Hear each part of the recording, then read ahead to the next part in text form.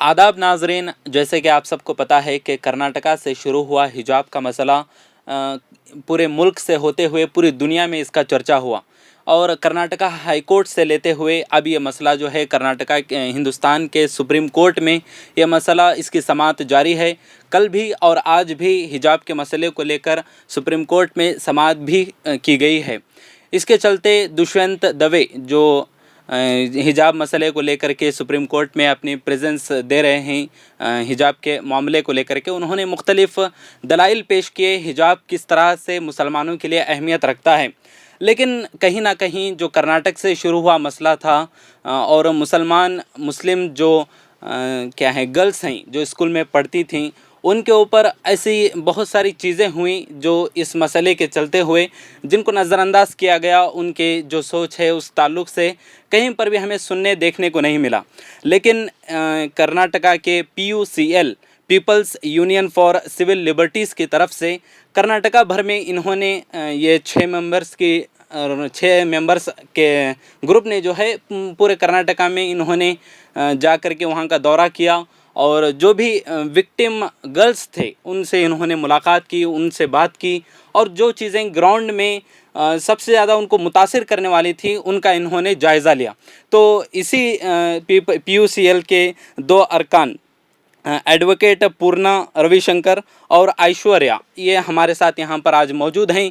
तो सबसे पहले हम इनसे जानेंगे कि हिजाब के मसले को लेकर कर्नाटक में जो इतना बड़ा हंगामा हुआ, इसके चलते हुए जो विक्टिम गर्ल्स हैं उनके ऊपर ऐसी क्या चीज़ें उनको फेस करना पड़ा, वो हम इनसे जानेंगे। तो सबसे पहले एडवोकेट पूर्णा, हम आपसे जानना चाहेंगे कि आपने कर्नाटक का दौरा किया और विक्टिम गर्ल्स से आपने बात की, तो क्या चीज़ें थी आपने अपनी जर्नी में जो देखी हैं वो हमसे शेयर करें। तो सबसे पहले तो हमें यहाँ पे बुलाने के लिए बहुत बहुत शुक्रिया। और जैसे मैं पहले भी आपसे बोल रही थी कि इस हिजाब का जो मामला चल रहा है इसकी वजह से लड़कियों पे बहुत सारी कॉन्सिक्वेंसेस रही हैं। मैं कुछ कॉन्सिक्वेंसेस के बारे में बात करूँगी, मैं चाहूँगी कि ऐश्वर्या जी भी इसके बारे में बात करें। सबसे पहले तो ये है कि उन पर जो साइकोलॉजिकल इम्पैक्ट पड़ा उसकी वजह से 3 तरह की सेक्लूजन, आइसोलेशन उन लड़कियों ने एक्सपीरियंस किया। पहली बात कि एजुकेशनल स्पेसेस के अंदर जिस स्कूल या कॉलेज या यूनिवर्सिटी में वो पढ़ रही हैं वहाँ पे उन्होंने आइसोलेशन का महसूस किया, जहाँ पे दोस्त अभी उनसे बात नहीं कर रहे थे, टीचर्स जो पहले उनको रोल मॉडल बता के दिखा रहे थे बाकी क्लास के सामने, अभी ये लोग विलन बन गए थे उसी क्लास और उसी क्लासमेट्स के सामने। तो और मैनेजमेंट भी इतना हॉस्टाइल था, आप क्लास में मत बैठो, आप एग्ज़ाम मत दो। कुछ लड़कियों ने ये भी पूछा कि मैं क्लास से बाहर बैठूंगी, मैं ऐसे फ्लोर पे बैठ के मैं एग्ज़ाम्स लिखूंगी, मैं विंडोज़ से आप क्लासेस सुनूंगी, मैं नोट्स लूँगी। बहुत कुछ उन्होंने ट्राई किया, लेकिन अपने ही एजुकेशनल इंस्टीट्यूशन में वो अभी स्ट्रेंजर्स बन चुकी हैं, तो उसका उन पर बहुत बड़ा असर पड़ा है, सोसाइटी से कट गए जी। और दूसरी बात यह है कि सोशली ऑल्सो पब्लिक स्पेसेस में भी वो अभी डर डर के ही पब्लिक स्पेसेस में जा रहे हैं। बहुत लड़कियों ने हमसे बोला कि अभी हिजाब के बारे में ये चर्चा जैसे ही शुरू हुआ, अभी जब हम रोड पे चल के जाते हैं हमें लग रहा है कि बहुत लोग हमें देख रहे हैं, बहुत लोग हमें फॉलो कर रहे हैं, हमें we are not able to be at peace when we are in public. वो दूसरी बात है। और तीसरी बात यह है कि बहुत लड़कियों ने ये भी शेयर किया कि हम जो है सोशल मीडिया यूज़ करते थे एक एंटरटेनमेंट के लिए, एक रिलैक्सेशन के लिए, लेकिन अभी जब हम वहाँ पे जाते हैं तो वहाँ पे एंटी मुस्लिम हेट्रेड हम देख रहे हैं और ऐसे पोस्टर्स और मैसेजेस जो हैं हमारे खुद के क्लासमेट्स जो हैं बांट रहे हैं। सोसाइटी के साथ साथ सोशल मीडिया पर भी उनको ये चीज़ें फेस एग्जैक्टली। तो इन लड़कियों को अभी they have nowhere to go, कहीं पे भी वो जाके आराम से सांस लेके नहीं बोल सकते कि ठीक है मैं यहाँ पे रह सकती हूँ, मैं यहाँ पे रुक सकती हूँ। मैं इसके ऊपर 2 पॉइंट बताना चाहती हूँ। एक, उनकी शिक्षा पे जो जैसा इम्पैक्ट हुआ है, ज़्यादातर लड़कियों ने हमें बोला है कि उन्होंने पब्लिक को एजुकेशनल स्कूल्स या कॉलेजेस से माइनॉरिटी रन इंस्टीट्यूशंस, मुस्लिम ट्रस्ट रन इंस्टीट्यूशंस को ट्रांसफ़र कर रहे हैं। ये बात बहुत इम्पॉर्टेंट है। बहुत लड़कियों ने बोला कि हाँ हमें वहाँ पे ज़्यादा सेफ फील होगा क्योंकि हम हिजाब पहन के क्लास में जा सकते हैं, पढ़ सकते हैं। लेकिन हमको पब्लिक स्कूल्स, पब्लिक कॉलेजेस, को एजुकेशनल कॉलेजेस भी जाना था। हमारी इच्छा थी कि दूसरे लड़कियों के साथ, दूसरे कम्युनिटीज़ के साथ भी बैठ के पढ़ के वैसा एजुकेशन भी बहुत ही इम्पोर्टेंट था। तो वो वाली पॉइंट हमको भूलना नहीं चाहिए क्योंकि ये एक टाइप की सेग्रीगेशन है। ये एक तरह की कम्युनिटी का सेपरेशन है कि आप अपने कोने में जो करना है करो, हमारे पास, हमारे सामने आप कुछ मत करो। अच्छा, तो इस तरह से जैसे कि आपने ये जो रिपोर्ट रेडी की है इम्पैक्ट ऑफ हिजाब ban in Karnataka's education institution, इसमें एक चीज़ आपने जो है कन्नड़ा मीडिया के बारे में भी जिक्र किया है कि कन्नड़ा मीडिया जो है किस तरह से उस वक्त जो है एक रॉन्ग बिहेव, जैसे कि हम देख रहे थे कि स्कूल कॉलेजेस के पास जाके लोग कैमरा पकड़ के खड़े हो जा रहे हैं, वहाँ पर उनका ह्यूमिलिएशन कह सकते हैं कि कन्नड़ा मीडिया की तरफ से देखने को मिला। और साथ ही ब्यूरोक्रेसी का भी आपने जिक्र किया है, तो क्या चीज़ है वो? तो कन्नड़ा मीडिया के बारे में अगर बोलना है तो हमने देखा कि उन्होंने किस तरह का कवरेज किया था कि माइनर लड़कियों के पीछे पीछे वो कैमरा लेके भागे जा रहे थे कि आप हिजाब पहन के क्यों जा रहे हो। बहुत जब हमारे विजिट्स हुए थे तो तब भी बहुत लोगों ने बोला कि मीडिया ने हमारे कॉलेज कैंपसेस को उन्होंने एंटर किया था, हालांकि मीडिया टारगेट को करने के लिए। हाँ, और टारगेट ना करने के लिए मीडिया को कॉलेज कैंपस में एंट्री देना ही गलत बात है। क्योंकि किस आधार पर आप अंदर जा रहे हो, किस आधार पर आप स्टूडेंट्स का वीडियो बना रहे हो, तो वो सवाल हमें पूछना चाहिए। और दूसरी बात, हम सब ने देखा कि उन्होंने मुस्लिम औरत को एक टारगेट बना के, उसे कैरिकेचर बना के उन्होंने अपना न्यूज़ साइकिल जो है वो चलाया। दूसरी बात यह है कि इस मुद्दे को उन्होंने एक यूज़ किया कि मुस्लिम कम्युनिटी के खिलाफ डॉग विजिल करने के लिए कि ये आप हिजाब पहनेंगे तो कल का दिन जो ये है इंडिया इस्लामिस्ट स्टेट हो जाएगा। कोई लड़की जो मीडिया में थी वो कहीं अपने फैमिली के साथ बाहर गई थी, देश के बाहर, तो बोला कि वो आईसिस के साथ कुछ चर्चा करने के लिए गई है। तो इन रिपोर्ट्स का कोई बेसिस ही नहीं था। और जब हाई कोर्ट का इंटरिम ऑर्डर आने वाला था तब बहुत सिविल सोसाइटी ऑर्गेनाइजेशंस को भी पता था कि मीडिया में फिर से ये इस तरह के डॉग विजलिंग वाला वो कवरेज करेंगे। तो डीसीज को, हर डिस्ट्रिक्ट के डीसीज को बहुत सिविल सोसाइटी ऑर्गेनाइजेशंस ने एक्चुअली मेल किया था कि आप एक इंस्ट्रक्शन दो अपने डिस्ट्रिक्ट में जो मीडिया हाउस है कि वो जिम्मेदारी से हाई कोर्ट ऑर्डर के बारे में रिपोर्ट करें और जिम्मेदारी के साथ वो जो है मुस्लिम कम्युनिटी को भी कवर करें। और ऐसा भी था कि कुछ डिस्ट्रिक्ट्स में मुस्लिम टीचर्स को भी फॉलो करने के लिए वो इंस्टीट्यूशंस फोर्स कर रही थी और मुस्लिम टीचर को ऐसे रोड पे खड़ा करके वो हिजाब निकालने के लिए बोल रहे हैं। और हमारे मीडिया हाउसेस ने उसका भी एक वीडियो बना के हर जगह वायरल कर दिया। तो ये मुस्लिम कम्युनिटी पे एक हल्ला है, मुस्लिम औरत पे ये हल्ला है। हर तरीके से हम देखेंगे तो ये violation of multiple rights, one and two is complete dismantling of any kind of media ethics. नहीं, इसका एक और पॉइंट भी है कि ऐसे रिपोर्टिंग करने की वजह से बहुत रियल इम्पैक्ट्स भी हुए हैं। क्योंकि हाई कोर्ट ऑर्डर का नाम लेके गलत ऐसे इंफॉर्मेशन फैलाने के वजह से हर जगह प्रिंसिपल्स, एडमिनिस्ट्रेशन, टीचर्स, उनकी समझ ही अलग हो गई कि हाई कोर्ट ऑर्डर मतलब हर जगह मुस्लिम महिलाएं हैं, लड़कियां हैं जो हिजाब पहनी है, उनको हम बाहर फेंक सकते हैं। अच्छा, तो ये जो चीज़ें हुई हैं जिस तरह से मीडिया के ज़रिए से, जो कन्नड़ा मीडिया की तरफ से हुआ और ब्यूरोक्रेसी के जो है उसको अलग तरह से उसको पेश करके उसको क्या है सोसाइटी में इम्प्लीमेंट किया गया, तो कहीं ना कहीं आपको ये लगता है कि उसमें जो है राइट टू प्राइवेसी और राइट टू एजुकेशन के जो मेन एजेंडाज हैं, कानून है उसका, जो हमारा जो राइट्स हैं उसको टारगेट किया गया है, क्या ऐसा लगता है आपको? बेशक। पहली बात यह है कि राइट टू प्राइवेसी की जब हम बात करते हैं तो उसके बहुत सारे डायमेंशंस हैं।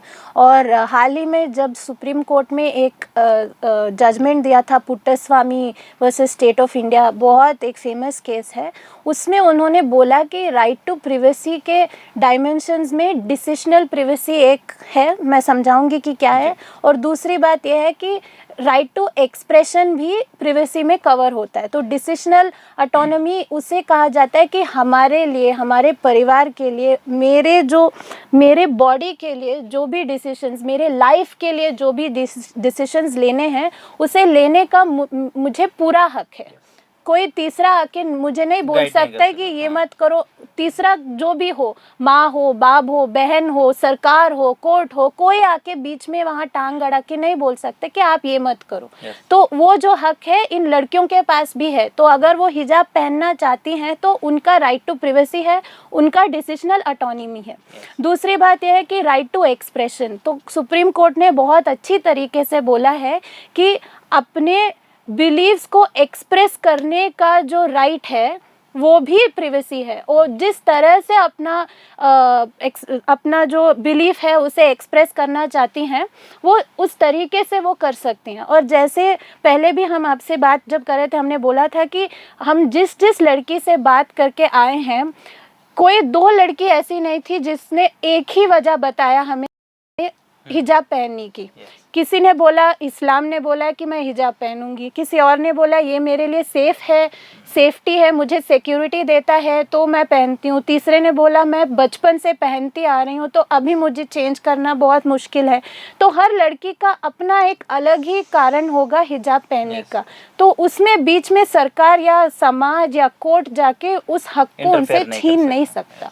तो ऐश्वर्या जी, आपने भी देखा है कि जिस तरह से स्टूडेंट्स हैं, आप भी उनके क्या है, वो भी गर्ल्स हैं, उनको भी हिजाब के बारे में वो राइट की वो बात कर रही थी, आप भी उनको जो है सुना है उनकी बातों को। तो कैसा लगा आपको? कहीं ना कहीं उन्होंने बार बार कहा होगा कि हमारे जो हुकूक हैं, राइट्स हैं, उनके ऊपर टारगेट किया जा रहा है। कैसा आपको लगा कि उनसे बात करके इस तरह से कोई चीज़ हुई है?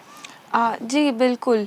ये लड़कियाँ पहले तो काफ़ी यंग है, सब 15 से 16 साल की लड़कियां हैं, 18 साल की लड़कियां हैं। कुछ लोग डिग्री कॉलेज में भी थे तो उस एज की भी लड़कियों से हम मिले। और इस उम्र में वो जिस क्लैरिटी से और जिस मैच्योरिटी से हमको बोल रहे थे कि हम इसके बारे में बहुत बड़ा मीडिया में करना नहीं चाहते, क्योंकि अगर हम ज़्यादा करेंगे तो रेपरकशंस पूरी मुस्लिम समाज पे हो सकती है। तो हमको ये करना है कि हमारा कॉलेज हम हमारे एग्ज़ाम्स लिखने दे और हमारा कॉलेज हमको क्लास में बैठने दे, और हमको ये बहुत इम्पॉर्टेंट है। ये एक बात है। दूसरी बात ये भी है कि हमको याद रखना चाहिए कि कर्नाटका के डिस्ट्रिक्ट्स में अगर हम जाएंगे तो मेजॉरिटी अगर मुस्लिम विमेन, जो मुस्लिम गर्ल्स जो कॉलेजेस में पढ़ते हैं, उनकी सोशियो इकोनॉमिक बैकग्राउंड को हमको याद रखना पड़ेगा। हमको याद रखना पड़ेगा कि ये middle classes to low middle classes के घरों से आते हैं, और बहुत लड़कियों ने बोला कि ये हक जो हमसे छीना जा रहा है, ये इसलिए इसके बारे में हमको बात करना है क्योंकि ये हमारे घर में हम पहले हैं जो कॉलेज जा रहे हैं, या हम दूसरे हैं जो कॉलेज जा रहे हैं। तो अगर मुझे निकालोगे तो हमारे पूरी फैमिली, पूरे हमारे कम्युनिटी के ऊपर एक स्टेप बैकवर्ड है। ये हमारे पूरी कम्युनिटी के ऊपर इम्पैक्ट है। तो इस उम्र में ऐसा सोच मुझ में भी नहीं था, और बहुत मुश्किल है कि उस ठहराव से हमसे बात करें। और एक और बात हमको याद करना है कि हिजाब उनकी चॉइस है और उन्होंने चूज़ किया है जो, लेकिन इसके ऊपर जो वायलेशन की उन्होंने हमको इंस्टेंसेस बताई, हमको इंसिडेंट्स बताई कि टीचर्स या इन्विजिलेटर्स एग्ज़ाम के अंदर या सिक्योरिटी या कॉलेज के बाहर कुछ जगह पे ये हुआ है कि उनके सर से हिजाब निकाली गई है। ये क्रिमिनल एक्ट है, उससे कम नहीं है। ये एक डायरेक्ट महिला के बॉडी के ऊपर क्रिमिनल एक्ट है। कुछ जगह इस बड़ा मुद्दा के वजह से लड़कियों के ऊपर सेक्सुअल हैरेसमेंट भी शुरू हुआ है पब्लिक स्पेसेस में। सिर्फ नहीं, उनके आसपास के लड़के वो ये हिजाब के बिना कैसी दिखती है, ऐसे अश्लीलता बहुत ज़्यादा हुआ है। तो वायलेशंस को हम सिर्फ एक एंगल से नहीं देख सकते, हर एंगल से हर एंगल से ये लड़कियां सह रही है।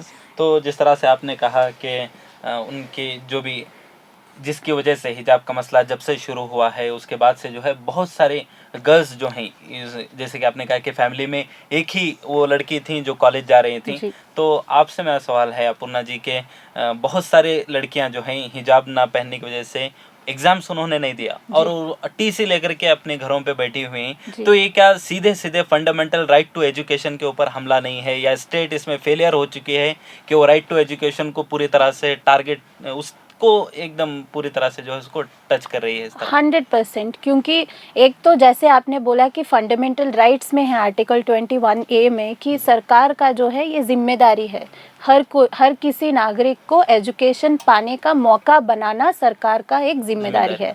दूसरी बात यह है कि हमारे ही संविधान में लिखा है, जो directive principles of state policy में है कि माइनॉरिटी कम्युनिटीज़ के लिए एजुकेशनल एक्सेस का जो स्ट्रक्चर बनाना है वो भी सरकार का एक जिम्मेदारी है। तो एक तो फंडामेंटल राइट्स है, दूसरी बात यह है कि माइनॉरिटी कम्युनिटीज़ के लिए और भी हम अटेंशन पे करना चाहिए सरकार को, और भी उनका जो है एफर्ट्स रहना चाहिए। तो वो बात नहीं हुई है।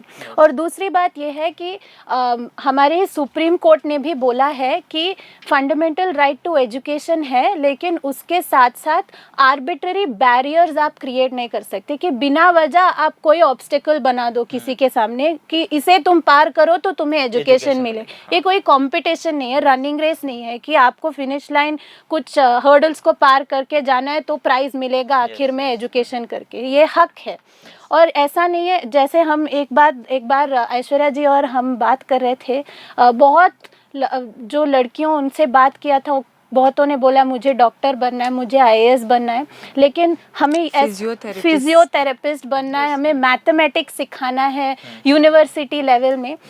वो सब बहुत अच्छी बात है, लेकिन उसके बावजूद अगर किसी मुस्लिम औरत को सिर्फ स्कूल जाना है, सिर्फ कॉलेज जाना है, तो वो भी उसके लिए भी एक मौका बनाना ज़रूरी है। ऐसा नहीं है कि for Muslims to enjoy fundamental rights, they have to be extraordinary human beings who want to do something fantastic for the. They can be a normal human being like everybody else, and they still have protection under the constitution. तो वो बात उस पे तो state का पूरा failure है, और हम आगे जाके ये भी कहेंगे कि ये डेलिबरेटली उन्होंने इस कम्युनिटी को फेल किया है। तो ये क्या आपको लगता है कि हिजाब के मसले को ज़्यादा बढ़ा करके स्टेट जो है पॉलिटिकल कॉन्स्पिरेसी बना करके वोट बैंक के लिए इसको जो है एक क्या नैरेटिव बना रही है कि मुस्लिम्स को जो है इस तरह से एजुकेशन से वोट बैंक कॉन्स्पिरेसी जिसको हम कह सकते हैं, कि क्या आपको लगता है कि गवर्नमेंट इसके लिए चाह रही है कि अपने वोट को सेव करें?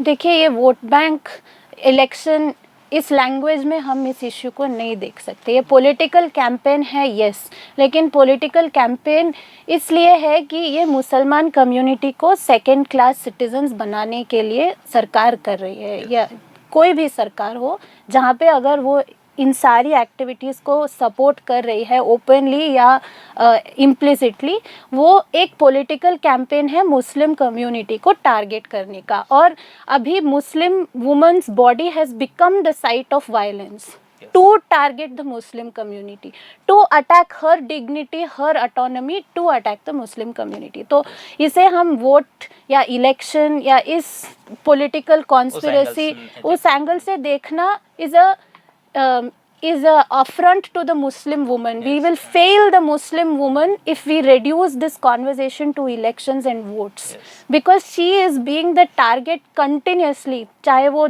सुल्ली बाय हो, बुली डील्स हो, जो भी है, खुलेआम जो हमारे साधु संत बोलते हैं कि मुस्लिम महिला को ये करो वो करो, अश्लील भाषा में उनके बारे में जब बात करते हैं, तो ये उस तरह के हेट क्राइम के एंगल से इसे देखना है, ना किसी वोट या इलेक्शन की एंगल से। बहुत बहुत शुक्रिया आपका एडवोकेट पूर्णा, और ऐश्वर्या जी, तो जिस तरह से आप लोगों ने सुना कि हिजाब के मसले को लेकर सिर्फ ये पॉलिटिकल एंगल से हम इसको देख करके जो है, जो हिजाबी गर्ल्स हैं उनके साथ इंसाफ नहीं कर सकते। ये उनके हुकूक हैं जिसके चलते जो है उनके राइट टू एजुकेशन और राइट टू डिग्निटी और उनके फ्रीडम ऑफ एक्सप्रेशन को टारगेट किया गया है। ये पूरी चीज़ें जो है PUCL की जानिब से जो रिपोर्ट रेडी की गई है, इस रिपोर्ट को जो है सुप्रीम कोर्ट भी अपने रेफरेंस के तौर पर जो है इसको इस्तेमाल कर रहा है। तो ये ग्राउंड रियलिटी थी जो PUCL के मेंबरान ने हमारे साथ यहाँ पर शेयर की। तो ये ज़रूरी है कि इस एंगल को जो है उनके फेवर में, या मुस्लिम्स जो फेवर मतलब ऐसा ही है कि उनके राइट्स को समझते हुए इस एंगल को हमें समझने की ज़रूरत है। और देखना ये है कि आगे चल के सुप्रीम कोर्ट का जो भी फैसला होगा उसके चलते जो गर्ल्स हैं, जो एजुकेशन उनका मुतासिर हुआ है, एजुकेशन को उनको जो है परेशानी झेलना पड़ रही है, बहुत सारे ड्रॉप आउट्स हो गए हैं, वो जो है स्कूल कॉलेज नहीं जा पा रहे हैं, तो ये चीज़ें उनको वापस मिल सकें, ये चीज़ें जो है हमारे माशरे में जो है डिस्कस में आना बहुत ज़रूरी है। तो इसी के साथ साथ मैं एक और मरतबा आपका बहुत शुक्रिया अदा करता हूं कि आपने टाइम दिया और हमसे बात की, और जो भी आपकी ग्राउंड रियलिटी है हमारे साथ शेयर करने के लिए आपका शुक्रिया। Thank you. अगर आपने चैनल को सब्सक्राइब नहीं किया है तो ज़रूर सब्सक्राइब करें, बेल आइकन भी प्रेस करें ताकि खबरें आप तक बर वक्त पहुँच सकें। मज़ीद अपडेट्स के लिए आप व्हाट्सएप ग्रुप भी ज्वाइन कर सकते हैं, लिंक डिस्क्रिप्शन में मौजूद है।